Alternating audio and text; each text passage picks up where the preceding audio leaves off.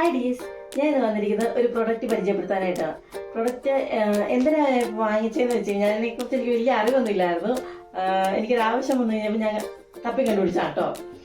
നമ്മളിപ്പോൾ പുറത്തൊരു ഹോട്ടലൊക്കെ കയറി കഴിയുമ്പോഴത്തേക്കും നമ്മൾ കൈ കഴുകാൻ ചെല്ലുമ്പോഴായിരിക്കും വളരെ വൃത്തികേടായിട്ടൊരു സോപ്പൊക്കെ ഇരിക്കുന്നത്. അതപ്പോൾ നമുക്ക് അതിനകത്ത് കഴുകാൻ പറ്റത്തില്ല. അത് നമുക്ക് ഭയങ്കര ഒരു വൃത്തികേടായിട്ട് ഇരിക്കുന്നതുകൊണ്ട് നമുക്ക് അത്ര സുഖമായിട്ട് തോന്നുകയില്ല.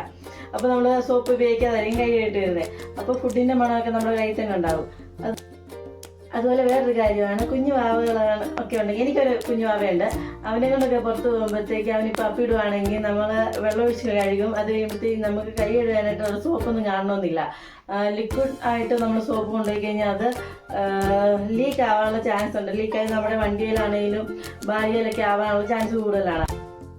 അപ്പോൾ ഹൈജീൻ നോക്കുന്നവർക്കാണ് ഞങ്ങൾ കണ്ടുപിടിച്ചൊരു പ്രൊഡക്റ്റാണ് ട്രാവൽ ഫ്രണ്ട്ലി സോപ്പ്. ഇത് ഞാൻ 2 വാങ്ങിച്ചേക്കുന്നത്. പാക്ക് ഓഫ് 2 ആട്ടോ. ഒന്ന് ബ്ലൂബെറി, ഒന്ന് പിയറും ആട്ടോ ഇതിൻ്റെ സ്മെല്ല് വരുന്നത്.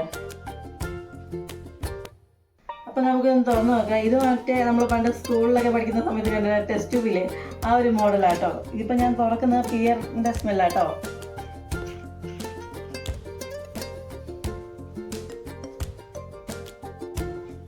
കാണാൻ പറ്റുന്നുണ്ടോ? നല്ല സ്മെല്ല് ഇപ്പം തന്നെ വരുന്നുണ്ട്. ഇത് പല ഷേപ്പിൽ വരുന്നുണ്ട് കേട്ടോ. ഹാർട്ടൊക്കെ ഉണ്ട് ഇതിനകത്ത്.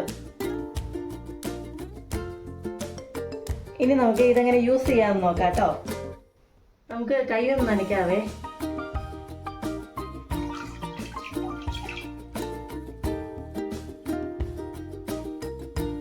ഇനി കുറച്ച് സോപ്പ്. ഞാനിപ്പോൾ 3 എടുത്തിട്ടുള്ളേ.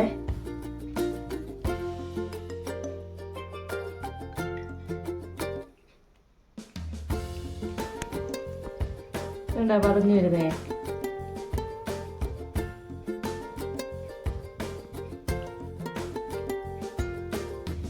നല്ലപോലെ പറയുന്നുണ്ടേ. നീ കഴുകിക്കളയാവേ.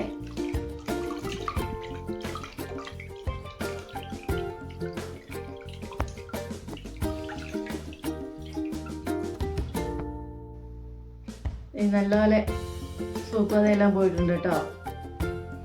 നല്ലൊരു മണമുണ്ട് കേട്ടോ ഇതിന്. ഇപ്പം എടുത്തത് പിയറിൻ്റെയാണ്. പിയറിൻ്റെ നല്ല മണമുണ്ട് ഇതിന്.